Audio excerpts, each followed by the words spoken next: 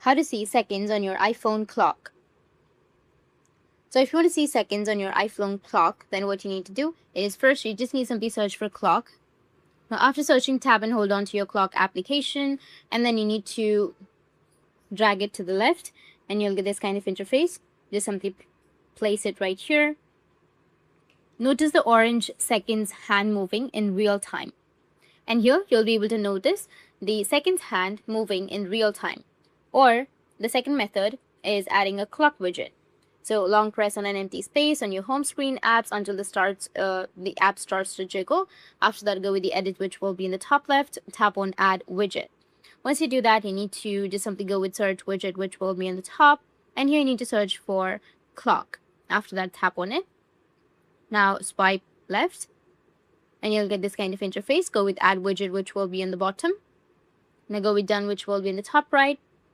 And that's it. And if you have any questions, feel free to comment below. Thanks for watching.